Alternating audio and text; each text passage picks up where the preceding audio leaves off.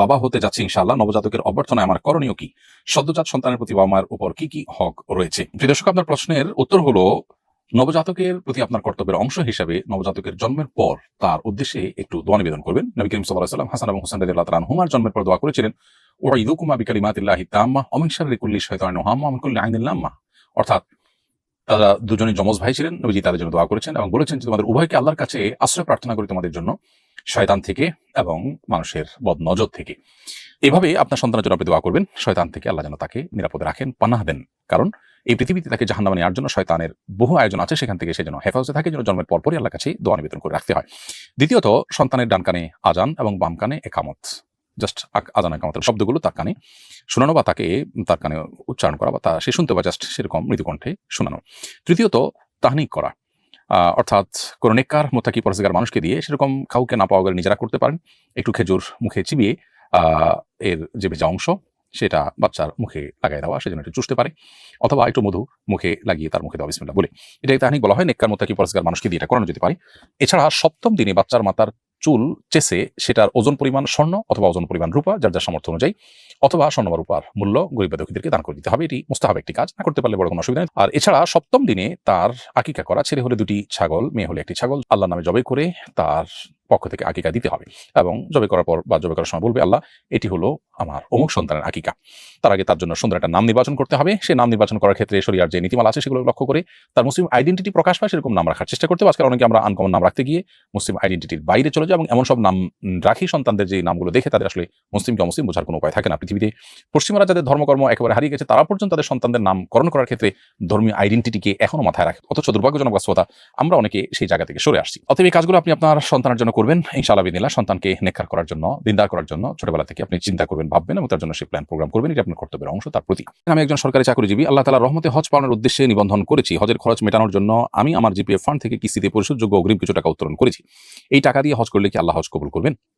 বোন তাসকিরা সুলতানা, হজ এমন একটি ইবাদত যে ইবাদতের জন্য আমরা লোন করে হজের খরচ বহন করলে সেটি বিধেয় বা জায়েজ, সেটি কোনো মৌলিকভাবে অসুবিধার বিষয় নয়। জিপিএফ ফান্ড থেকে যে আপনি অগ্রিম টাকা নিয়েছেন, এটা যদি সুদ মুক্ত কোনো লোন হয়ে থাকে তাহলে তো কোনো অসুবিধাই নেই। আর যদি এটা সুদি লোন হয়ে থাকে তাহলে এটি একটি গুনাহের কারণ। কারণ আপনি হজের মতো ইবাদত বা যে কোনো কাজ করার জন্য সুদি লোন নিয়ে সেটি কাজ করতে পারেন না। সুদকে আল্লাহ তাআলা হারাম করেছেন। এমনকি হজের জন্য আপনি সুদি লোন নিতে পারেন না। যদি আপনি নিয়ে থাকেন তাহলে সেক্ষেত্রে এটি ছাড়া বিকল্প কোনো ওয়েতে আপনার হজে যাওয়ার চেষ্টা করা উচিত। তারপরেও যদি আপনি মূল টাকা যেহেতু আপনার হালাল, আপনি যদি হজ করে ফেলেন হজ হয়ে যাবে ইনশাআল্লাহ। কিন্তু সুদি কারবার করার কারণে আপনি গুনাহগার হবেন এবং হারাম টাকায় আসলে হজ বা উমরা বা অন্য কোনো ইবাদত আল্লাহর কাছে সেইভাবে গ্রহণযোগ্য হয় না। তবে আইনত আপনার হজের অন্যান্য বিধিবিধানগুলো পালন করলে হয়ে যাবে। আল্লাহর কাছে গ্রহণযোগ্য করবার জন্য হজ যে অর্থে করবে সে অর্থটা হালাল হওয়া উচিত। যদিও আপনি এখানে যে টাকাটা নিয়েছেন সে টাকাটা হালাল, এটার এগেইনস্টে যে সুদ দিচ্ছেন সেটা হারাম। এই যে সুদি লেনদেন করেছেন, সুদি লেনদেন করে যে হজ করছেন সেটি আপনার হজের মানকে কমিয়ে দিবে এবং মর্যাদাকে নষ্ট করবে। এই জন্য আপনার সুদি লোন হয়ে থাকলে সেখান থেকে আপনার ফিরে আসা উচিত। আমি দুগ্ধ প্রক্রিয়াজাত শিল্পের সঙ্গে যুক্ত। দুধ সংগ্রহের পর দুধে কিছু রাসায়নিক যোগ করা হয়। দুধের ফ্যাটের হার ঠিক রাখা, অম্লতা পরিবর্তন করা, ব্যাকটেরিয়া আটকাতে হাইড্রোজেন পারক্সাইড ব্যবহার করা হয়। এই পেশার বিধান জানতে চাই।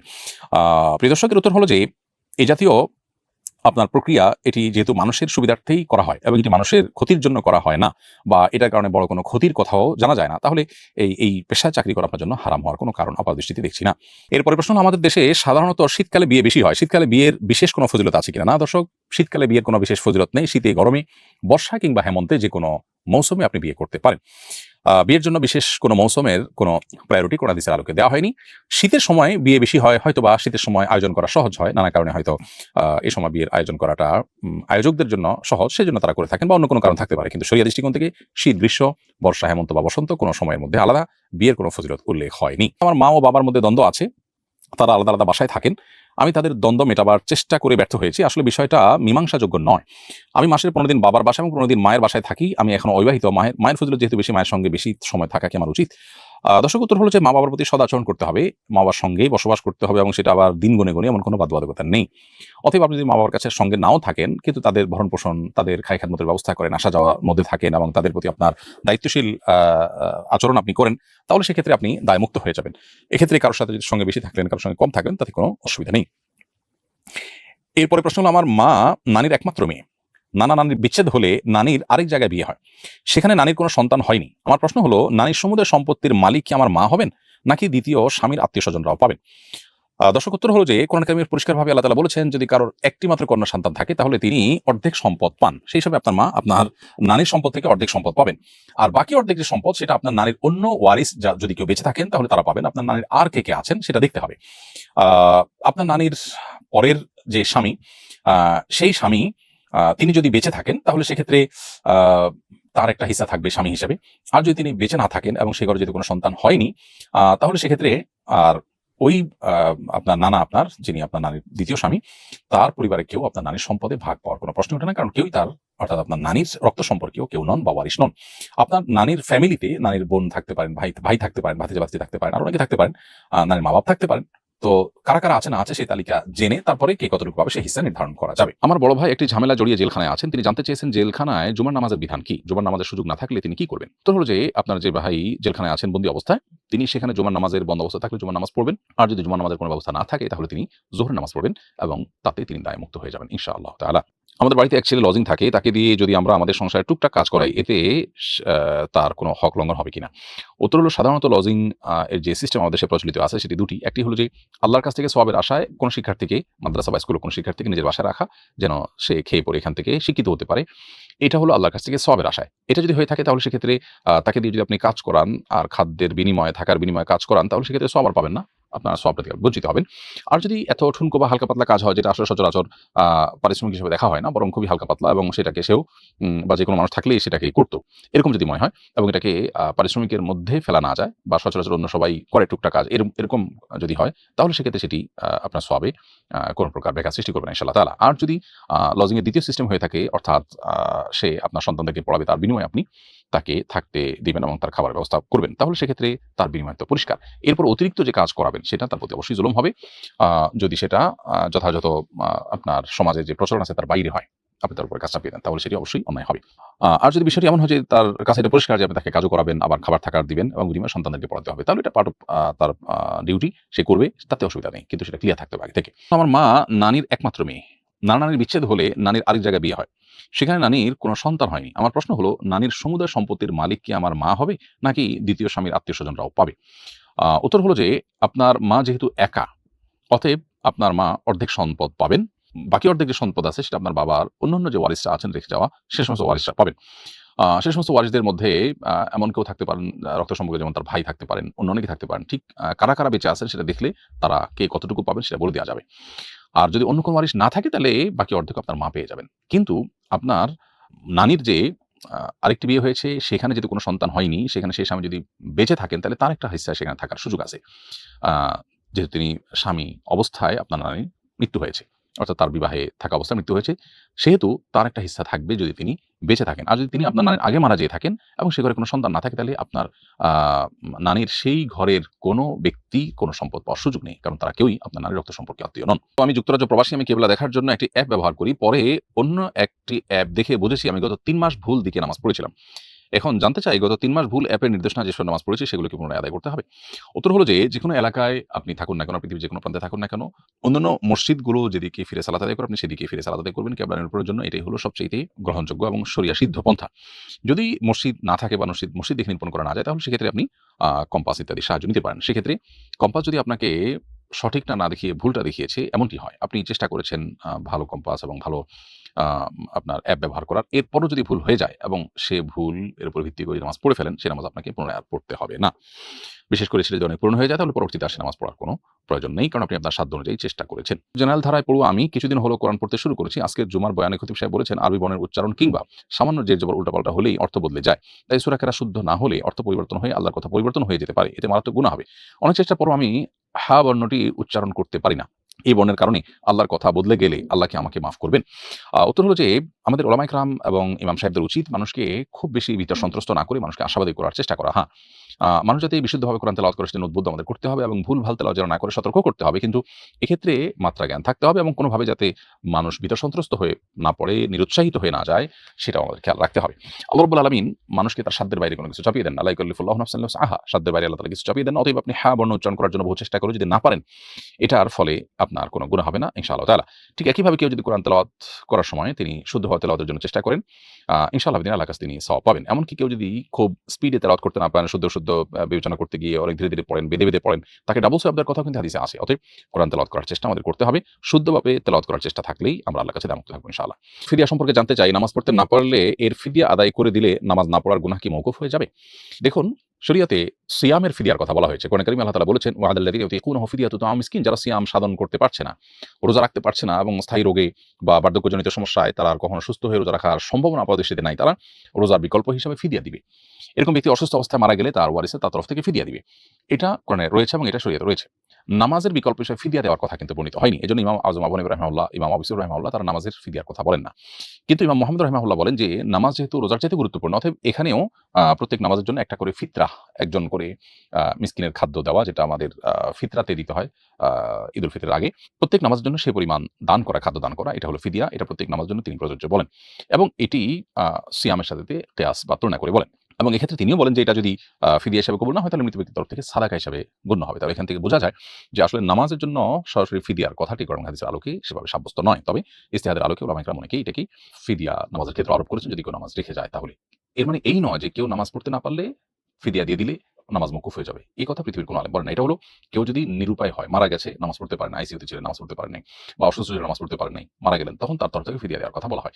যদিও সে বিষয়ে সংখ্যাগরিষ্ঠ আমাদের মত ভিন্ন। অতএব নামাজ আসলে এমন একটা ইবাদত যেটার কোনো বিকল্প নেই। দাঁড়িয়ে না পারলে বসে, বসে না পারলে শুয়ে। এমনকি আপনি রুকু সিজদা নিয়ত করে করে একটু হালকা মাথা ঝুঁকিয়ে ঝুঁকিয়ে শুয়ে শুয়ে আপনি নামাজ পড়তে পারেন। তারপর আপনাকে নামাজ পড়তে হবে যতক্ষণ সেন্স আছে। আর যদি আপনি অসুস্থ হয়ে সেন্সলেস হয়ে সে অবস্থায় মৃত্যুবরণ করেন তাহলে সেক্ষেত্রে সেই সময় নামাজ আপনার আল্লাহ তাআলার কাছে সেটার জন্য কোনো দায় আপনার থাকবে না। গত কয়দিন ধরে দেশে আগুন আতঙ্ক চলছে, কেউ কেউ আগুনে দগ্ধ হয়ে মারাও গেছেন। আগুন লাগানো লোকগুলো তো মুসলমান, তাহলে তারা কিভাবে এমন নাশকতা করতে পারে? কোটি টাকার প্রশ্ন। গত 50 বছর ধরে আমাদের দেশের রাজনীতির নামে ক্ষমতায় যাওয়ার জন্য কিংবা ক্ষমতা দখল করবার জন্য নানান সময় রাষ্ট্রের সম্পদ, জনগণের সম্পদ লুণ্ঠন এবং বিভিন্ন ক্ষেত্রে সন্ত্রাস এবং এ জাতীয় অরাজকতা, এটি আমাদের দেশে আমরা দেখে আসছি, চলে আসছে বহুকাল থেকে। দুর্ভাগ্যজনক একটি বাস্তবতা এটি যে এই অবস্থা থেকে আমরা কোনোভাবে উত্তরণের কোনো পথ খুঁজে পাচ্ছি না।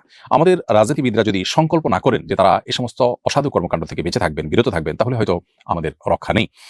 যে সমস্ত মানুষ এ সমস্ত কাজে ব্যবহৃত হন, হয়তো সামান্য কিছু টাকার জন্য, পয়সার জন্য কিংবা রাজনৈতিক আনুগত্যের জায়গা থেকে, তারা যদি নিজেদেরকে মুসলমান দাবি করে থাকেন তাহলে তাদের আল্লাহকে ভয় করা উচিত। আল্লাহ রাব্বুল আলামিনের কাছে বান্দার প্রতিটি ছোট বড় অপরাধের বিচার কিন্তু হবে কিয়ামতের দিন। সেখানে মানুষকে, জীবন্ত মানুষকে পেট্রোল বোমা মেরে পুড়িয়ে দেওয়া কিংবা একটি বাস, একটি রাষ্ট্রের সম্পদ কিংবা একজন ব্যক্তির সম্পদ সেটাকে নষ্ট করা, এটা যে কত বড় অপরাধ সেটি বোঝার জন্য ইসলামী দণ্ডবিধির এই সন্ত্রাস এবং ত্রাস সৃষ্টি করার জন্য বা আতঙ্ক সৃষ্টি করার জন্য জনমনে এই সমস্ত কর্মকাণ্ড যারা করে তাদের যে শাস্তি, কঠোর শাস্তি, যেটাকে কোরআনের ভাষায় ফাসাদ ফিল আরদ বলা হয়েছে, শাস্তি যেটা উল্লেখ করা যেটা অত্যন্ত নির্মম। ইসলামে বিবাহিত মানুষ জেনায় লিপ্ত হলে সেটা যদি সঠিকভাবে প্রমাণিত হয় তার জন্য যে শাস্তি কথা বলা হয়েছে তারপরই সবচেয়ে নির্মম এবং সবচেয়ে করুণ শাস্তির কথা বলা হয়েছে যারা সমাজে ফাসাদ সৃষ্টি করে এদের। তার মানে তারা আল্লাহর কাছে কতটা ঘৃণিত এবং নিকৃষ্ট। আল্লাহ তাআলা আমাদের সংশ্লিষ্ট মানুষজন যারা আছেন তাদেরকে আল্লাহ হেদায়েত করুন, যারা আমাদের এই সমাজটাকে এভাবে তারা শেষ করছে এবং অশান্তিতে তারা ভরে ফেলেছে। আল্লাহ তাআলা রহমতের চাদরে, শান্তির চাদরে আমাদের সমাজটাকে ঢেকে নিন এবং আমাদের রাজনীতিবিদদের, আমাদের নেতৃত্বশীল মানুষদের আল্লাহ তাআলা সুমতি ফিরিয়ে দিন। তারা যেন অন্তত এই ধরনের অমানবিক কর্মকাণ্ড একটু ক্ষমতায় যাওয়ার জন্য বা ক্ষমতায় টিকে থাকার জন্য তারা যেন না করেন। নবী করিম সাল্লাল্লাহু আলাইহি ওয়াসাল্লামের সময় এক ব্যক্তি কিছু পিপিলিকা আগুন দিয়ে পোড়াচ্ছিলেন। নবী সাল্লাল্লাহু আলাইহি ওয়াসাল্লাম দেখে তাকে বললেন যে, তুমি পিপিলিকা আগুন দিয়ে কেন পোড়াচ্ছ? লা ইউআযযিবু বিন নার ইল্লা রাব্বুন নার, আগুন দিয়ে শুধুমাত্র আগুনের সৃষ্টিকর্তা পোড়াতে পারেন, তুমি কেন পোড়াচ্ছ? তার মানে তাকে বোঝাতে চাইছেন যে তুমি এই পিপিলিকা দ্বারা যদি ডিস্টার্ব ফিল করো তাহলে সেক্ষেত্রে তার উপদ্রব থেকে বাঁচার জন্য তাকে মেরে ফেলতে পারো, পিষে মেরে ফেলো, কোনোভাবে মেরে ফেলো, কিন্তু আগুনে পুড়িয়ে তাকে মারবে, তিলে তিলে শেষ করবে, নির্মমভাবে শেষ করবে, এই অধিকার তোমাকে দেওয়া হয়নি। যে এখানে একটি পিপিলিকাকে আগুনে পুড়ে মারতে নিষেধ করা হয়েছে, সেখানে মানুষকে আগুনে পুড়ে মারা বা এরকম চলন্ত বাসে আপনার পেট্রোল বোমা নিক্ষেপ করা এটা কত বড় অপরাধ হতে পারে সেটা বলার অপেক্ষা রাখেন। এই ধরনের মানুষকে সর্বোচ্চ শাস্তির আওতায় আনা উচিত এবং যদি তারা মুসলিম নিজেদেরকে পরিচয় দিয়ে থাকেন তাহলে কোন মুসলমান এটা করতে পারেন। আল্লাহ তাআলা বলেছেন, কোন ব্যক্তি যদি কোনো মানুষকে অন্যায়ভাবে হত্যা করে ফাকান্নামা কাতালান নাস জামিআ, তাহলে সে কেমন যেন গোটা বিশ্বের সমস্ত মানুষকে হত্যা করলো, গোটা বিশ্বের মানবতা হত্যার শামিল। বিধায় এই ধরনের কর্মকাণ্ড কোনো মুসলমান করতে পারেন না। যারা করেন তারা জঘন্যতম অপরাধী এবং তাদেরকে সর্বোচ্চ আইনের আওতায় আনা উচিত এবং আমাদের জাতি হিসেবে সবাইকে ঐক্যবদ্ধ হতে হবে যে এই দীর্ঘদিনের যে অপসংস্কৃতি এটার সাথে যারা জড়িত হবেন তাদেরকে আমাদের বর্জন করতে হবে।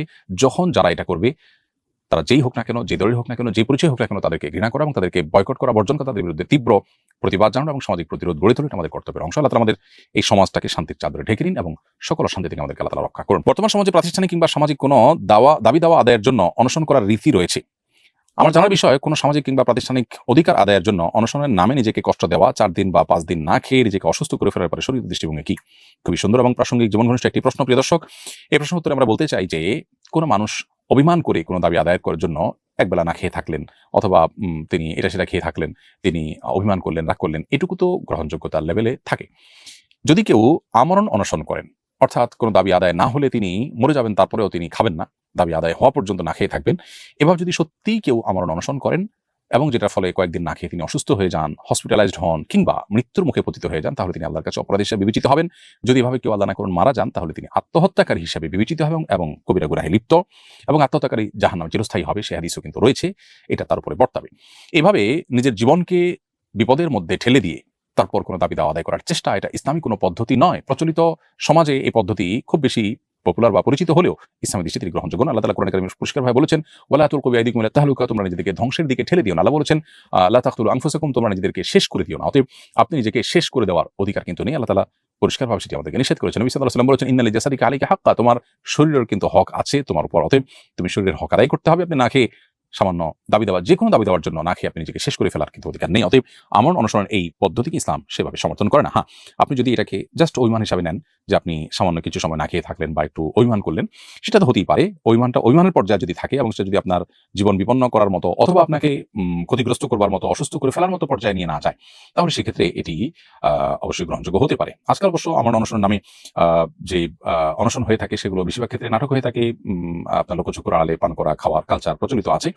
তো যেটাই হোক না কেন, সেটাও যদি হয়, তাহলে সেক্ষেত্রে মানুষকে যে আপনি আমার অনশনের কথা বলছেন, সেটা এক ধরনের প্রতারণা। অতএব এই কালচারটা আসলে ইসলামের সাথে সঙ্গতিপূর্ণ নয়।